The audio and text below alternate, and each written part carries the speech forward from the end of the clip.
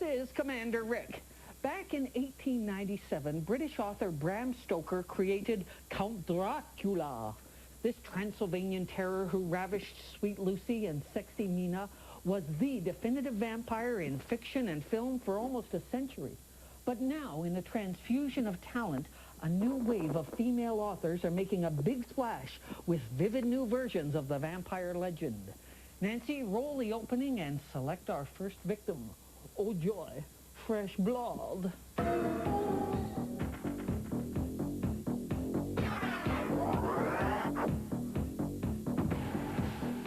Rising anti-Semitism in Eastern Europe has voted English-only sign. 40,000 tons of armed with PCBs blew up the ozone layer today.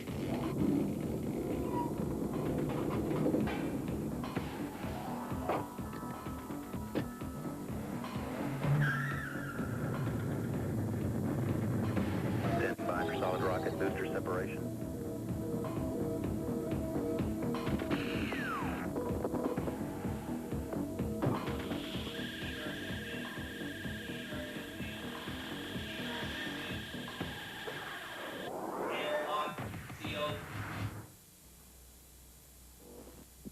When you sat down to write a vampire novel for the 90s, what traditional elements of the legend did you want to retain?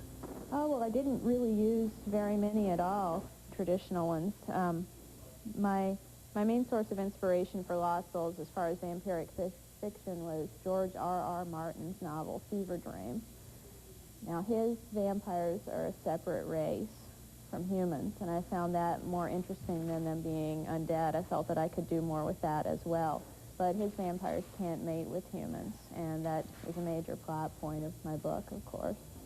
But I think that I wrote about vampires because what I really wanted to write about was the young Gothic subculture that I was a part of at the time. I started the book when I was 19 and finished the first draft when I was almost 21. And vampires are such an essential icon of that subculture. These kids hang out in graveyards and cut themselves for fun and romanticize death and all that sort of thing. And I think it's no wonder that vampires are so important to them. Yeah, and I'm sure they also feel a kinship with the image of the dark, brooding, misunderstood loner. But was there something more to it for you as a writer? Well, it's a very sexual thing. I think the vampire stories that I have ever liked the best do not attempt to cram vampires into the age-old horror dichotomy of good and evil, which is not a dichotomy that I find interesting to explore in my work at all. There are writers who do it very well, Stephen King being about the #1, but it's just not very interesting to me, especially in the case of something like vampires, because they're fun-loving and sensual and sexual, and to turn them into some kind of evil monster, to me, dispels everything that's useful and interesting about them. Well, Poppy prefers the fun-loving fangs for the memory types. Nancy Collins creates vampires with a little more bite. Collins made her mark, 2 marks actually, with Sunglasses After Dark, which nailed the 1990 Bram Stoker Award for Best First Novel, and the sequel, In the Blood. Both novels star Sonia Blue, a female vampire who's a real nasty piece of business, a type A personality on a type O negative diet. Nancy, how are you using your vampires as a metaphor? I use vampires as a metaphor for what is bad in man and women. Usually the need to exploit others. I see vampires as the ultimate manifestation of our throwaway disposable culture. And I see them as just crass exploiters, almost like supernatural strip miners, if you wish. So what do your vampires truly hunger for? In my books, they hunger for a certain kind of emotional depth that they're incapable of processing. Most of them are negative, what I would call negative emotion junkies. They get a charge off of hate, rage, prejudice, anger. These are what that's the real meat that they live off of. Blood is just some, you know, it's, well, blood is Thunderbird compared to the champagne of emotional pain. So how do you manage to work a heroic aspect into such vicious characters? Well, I try to give my hero or my protagonist some of my own sense of worth or priorities in regards to whether or not, you know, the abuse of women, the abuse of children, the abuse of power on lesser people, small, you know, helpless people, and that I try to get across that you should never ever let anyone try and take control of it. Never hand the reins of your life over to someone else, because when they throttle you with those reins, you have no one but to blame but yourself, and that's a recurrent theme in these stories. Nancy is one of many female writers creating vampires for the 90s. Nancy, who else is there besides Nancy? Oh, right, Nancy Baker and Nancy Kilpatrick.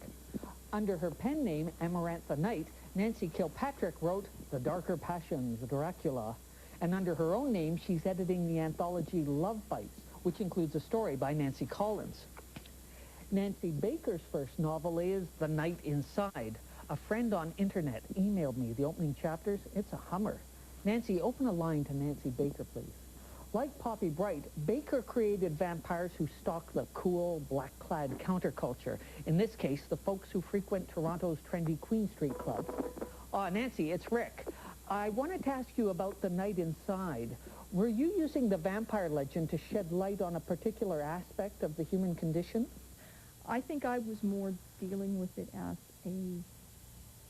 a particular problem that people, a particular, almost a moral problem. How did you cope with this new need that you had? And how did you live? And did it mean that you were no longer human? Did it mean that the rules no longer applied?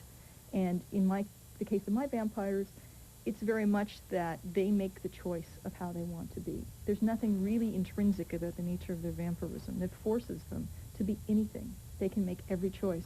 The choices that they make are influenced by who they are as people and the image of vampires.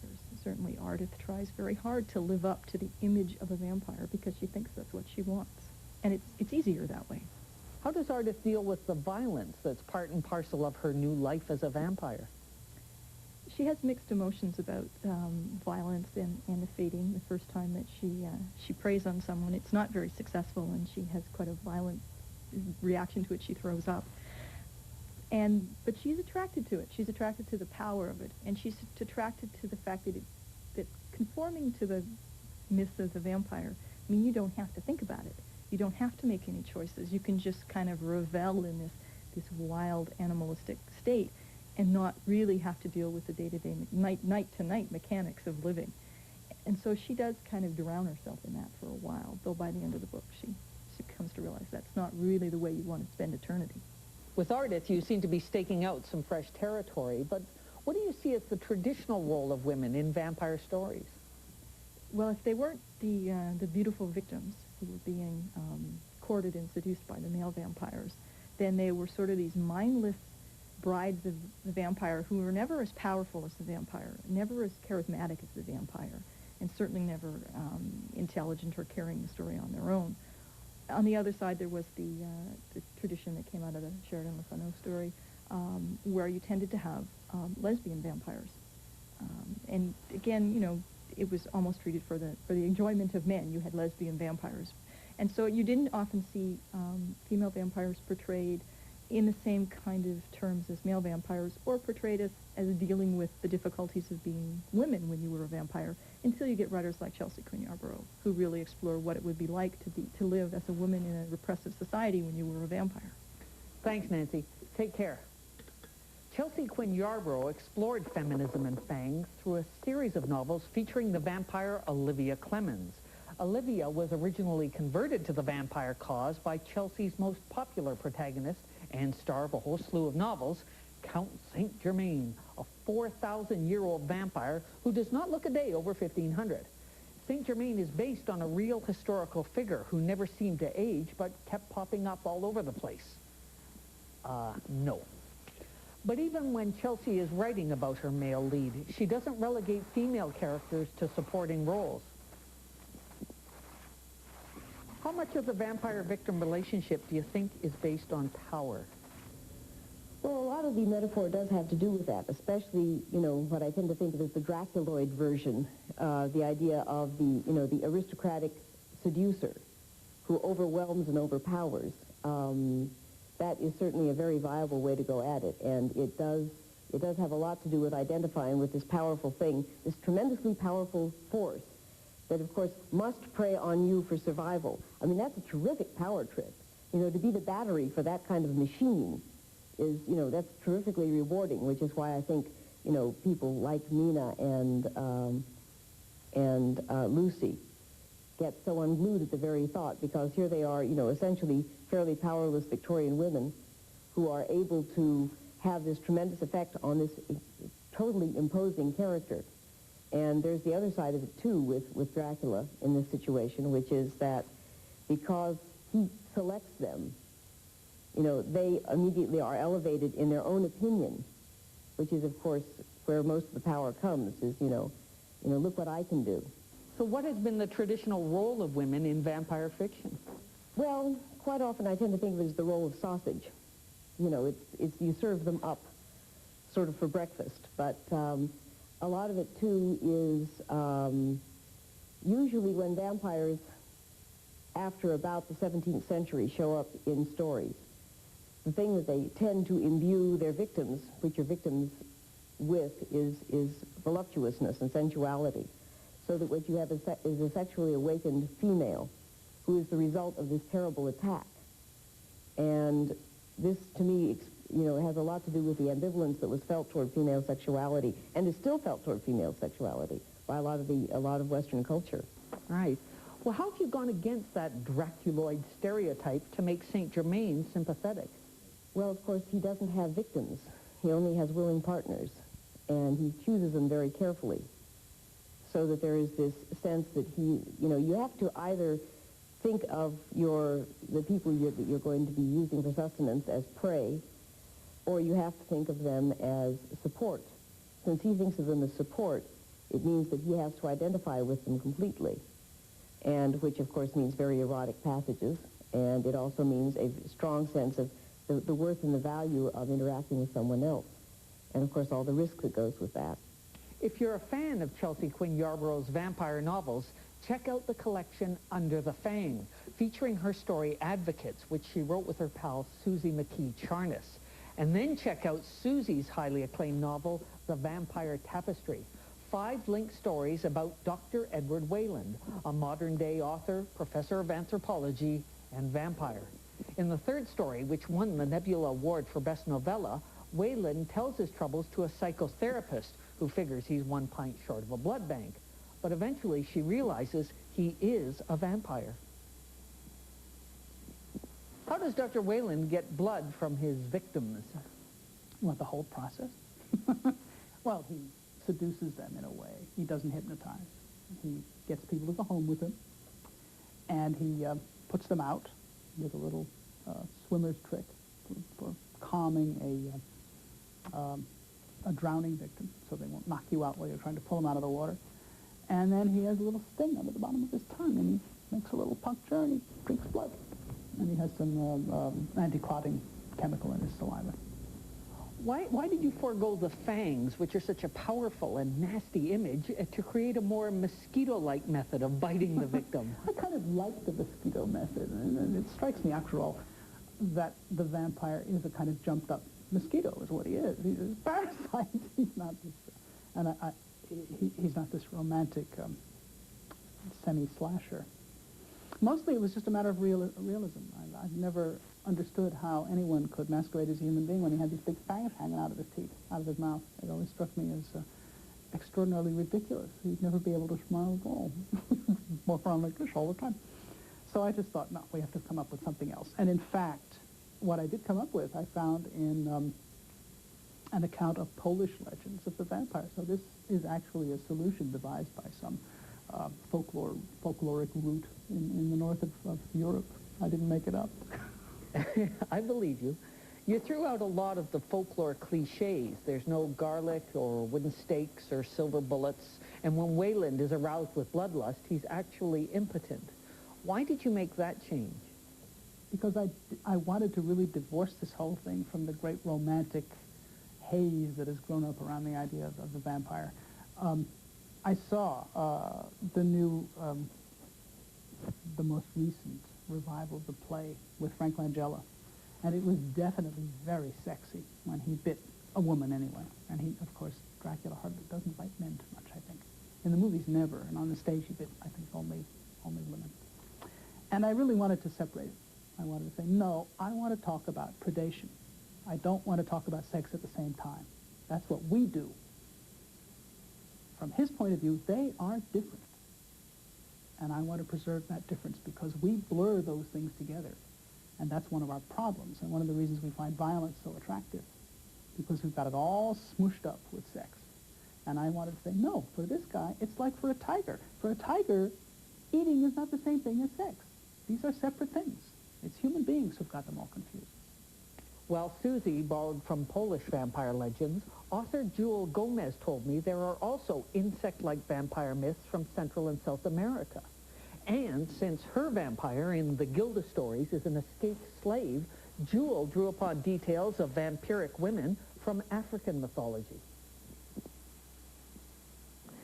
I think I was drawn to vampire legends because, like a lot of people, there's this subtext of sensuality and sexuality in it.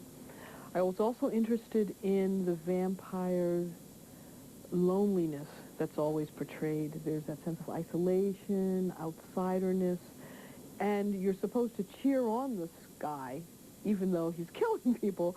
You're meant to feel sorry for him, for his status.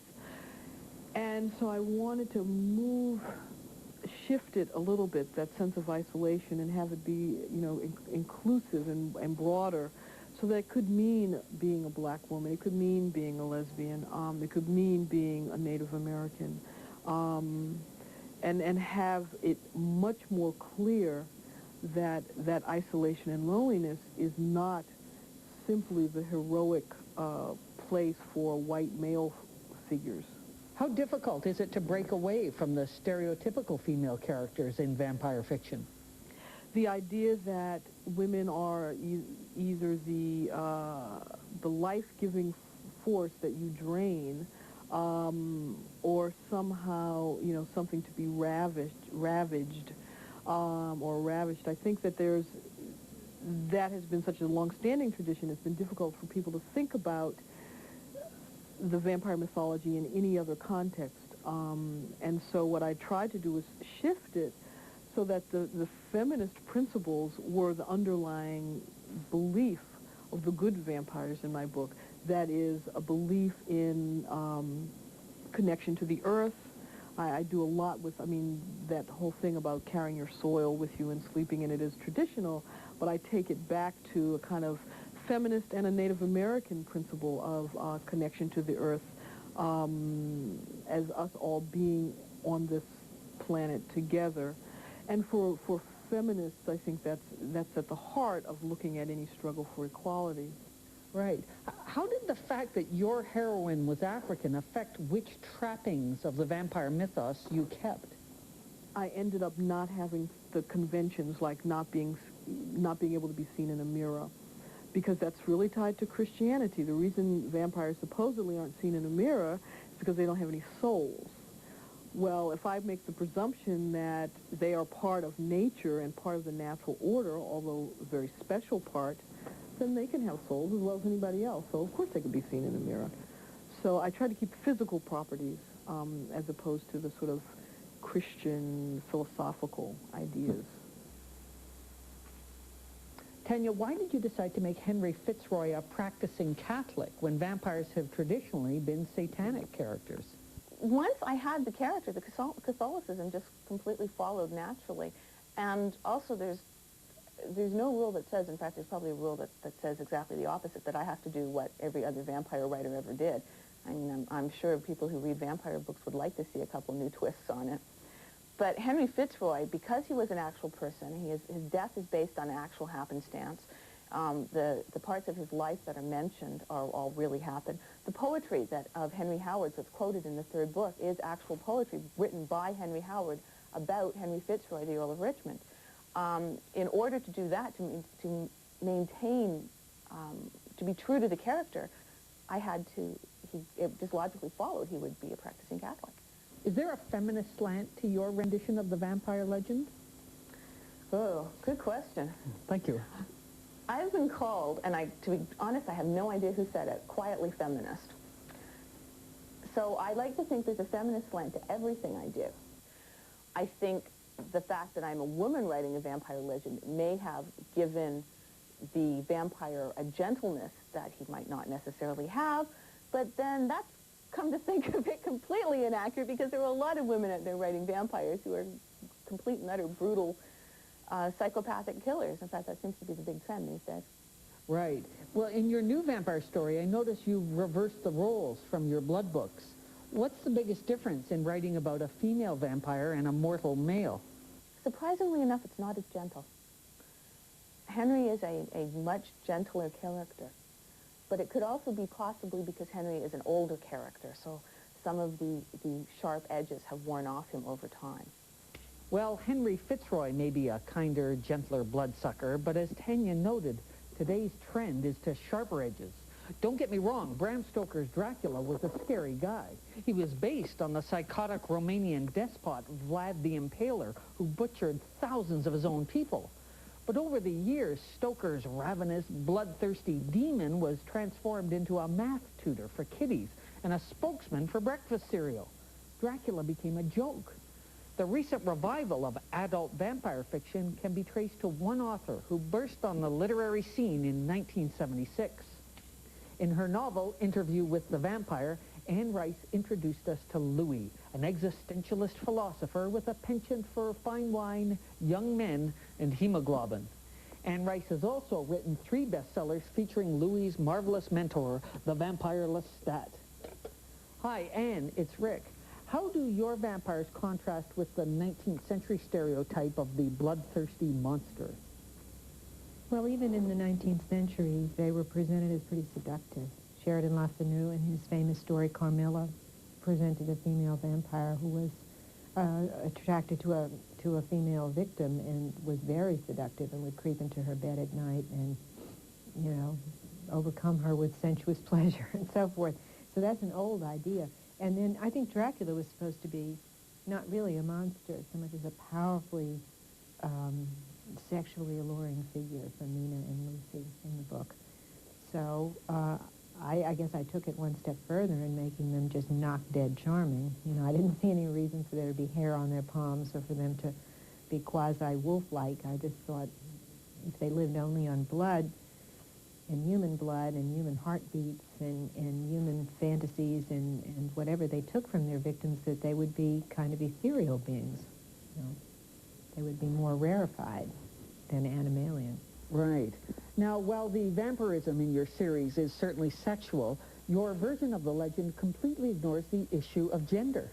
Absolutely. And you know it always has. If you go back in fiction, Polidori's story involves a Lord Ruthven, and he preys on a boy.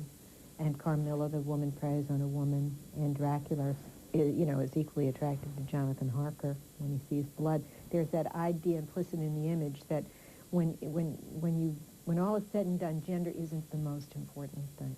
The compulsion, dominant, submission, those things have to do with real relationships between people, and it doesn't matter the gender. And from the beginning, I've had men loving men and women loving women. Madeline and Claudia, an interview with the vampire Lestat and Louis. So I'm very happy, overjoyed, really, with the gay response. I mean, I see vampires as metaphors for outsiders, and if they see that also, and to some extent, you know, find levels of meaning in the book, great. I have to ask you about one thing that's always intrigued me from your series. Who are the Talamasca?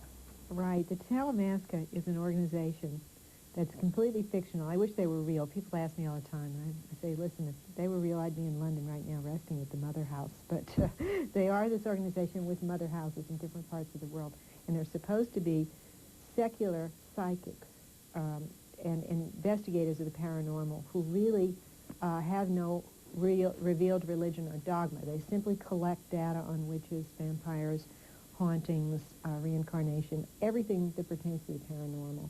And they're a repository of scholarly works and valuable manuscripts, and they're watchers. And have been watching from the 900, actually, from that year or even before. I haven't written the novel yet that deals with their origins. I'm working up to it, and I'm becoming more and more cautious about what I say about their origins so that I can really explore it. But they're entirely imaginary. I thought how great it would be if there was that organization and it was almost as old as the papacy of the Vatican, you know. The original Ghostbusters. I also want to ask you about the fact that Lestat is both attracted to and repulsed by the violence in his own vampirism. Well, Lestat has a real dilemma. He didn't want to be a vampire, so it happened to him. And I think he's enormous fun to work with as a hero because that's his stance. Look, I didn't do this, but I'm not going to be bad at it if this is what I am. If I'm a vampire, I'm going to be a good one. I'm going to be good at being bad. So he has to take that approach, and that is endlessly inspiring to me in the books. But he's very attracted to violence and loves to prey upon criminals, actually, to sort of take the essence of that violence out of them. And it also works for his conscience because he feels so completely consumed with guilt if he interrupts the life of an innocent person. So that's really what that's about. But he acknowledges, I think, throughout the books, and particularly in The Tale of the Body Thief, how really evil he is. And what that is a sharpening of his conscience and his awareness of evil. I just love it. I can't get enough of Lestat. He and I travel together. Well, I better fly, too. Thanks, Anne. You can expect Anne and Lestat to travel together for years to come. And no doubt many more writers and readers will fall under the vampire spell. Because vampires allow us to talk about loneliness, fear, the end of love, and they have a special poignancy in today's world where lust can cost you your life and a drop of blood can kill. I'm not the only one who thinks vampires will remain hot. Anne's publisher paid her $17 million for her next 3 novels. And then there's the film version of The Vampire Lestat starring Tom Cruise. Anne originally wanted Daniel Day-Lewis in the role, but the Hollywood hotshots went with a bankable box office name. And Anne learned to recognize the real blood-sucking, soul-stealing undead. Proven that it is theoretically possible to travel backwards through time using giant galactic wormholes in space. But only if you're a giant galactic space worm. I'm Enrico Gruen, and this has been Second Nature.